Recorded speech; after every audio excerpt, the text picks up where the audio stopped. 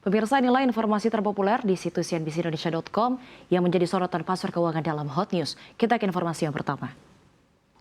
Iran berhasil mengguncang dominasi udara Israel dalam serangan balasan atas gempuran Tel Aviv pada 13 Juni lalu.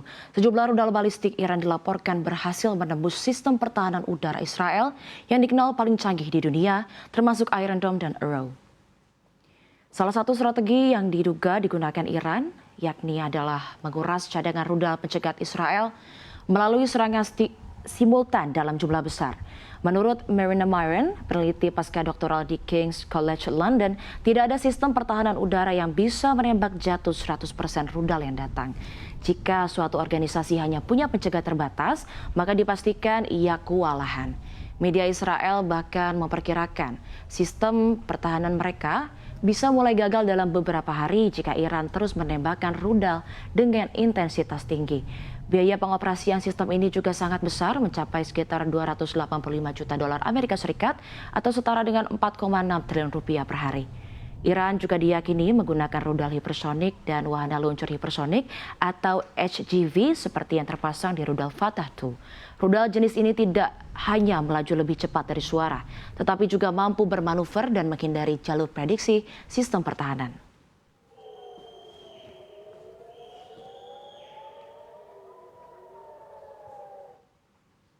Kita ke informasi lainnya, pemirsa. Presiden Rusia Vladimir Putin buka suara soal pertimbangan Presiden Amerika Serikat Donald Trump untuk bersama Israel ikut menyerang Iran. Pernyataan ini disampaikan melalui juru bicara Kremlin Dmitry Peskov pada Kamis 19 Juni kemarin. Dikutip Russia Today, Peskov mengatakan bahwa Washington akan membuat kesalahan serius dengan memutuskan untuk menyerang Iran. Moskow memandang keterlibatan langsung Amerika Serikat dalam konflik yang sedang berlangsung antara Iran dan Israel hanya akan memperburuk situasi di kawasan tersebut. Menurutnya ini adalah langkah yang pasti akan mengarah ke eskalasi lebih lanjut, yakni eskalasi besar dan hanya akan mempersulit situasi di kawasan tersebut. Konflik semacam itu dapat membakar seluruh kawasan.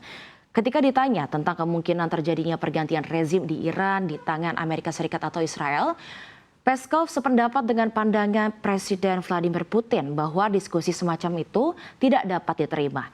Sebelumnya Trump mengirimkan sinyal-sinyal terkait kemungkinan partisipasi Washington untuk ikut menyerang Iran. Hal ini pun diikuti oleh pergerakan kapal induk nuklir Amerika Serikat beserta sejumlah pesawat tempur ke dekat negeri para mula itu.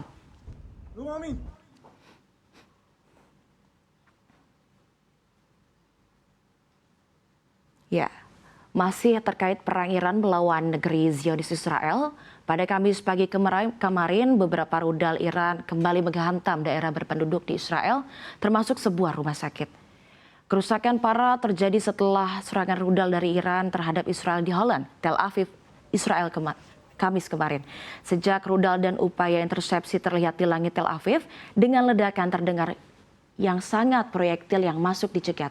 Media Israel juga melaporkan serangan langsung di Israel Tengah. Mengutip layanan ambulans nasional Magen David Adom, media lokal melaporkan bahwa 1 orang terluka parah dan hampir 2 lusin lainnya terluka ringan akibat serangan rudal di Holland. Serangan rudal Iran menandai pertama kalinya dalam beberapa dekade perang bayangan dan konflik proksi. Sejumlah besar proyektil yang ditembakkan dari Iran juga telah menembus pertahanan hingga menewaskan warga Israel di rumah mereka. Iran mengklaim telah menembak jatuh beberapa pesawat tempur Israel, namun pihak Israel menyangkalnya. Israel menyatakan tidak ada pesawat atau awak yang terluka dalam misi-misi udara yang menempuh jarak pulang pergi lebih dari 3.000 kilometer.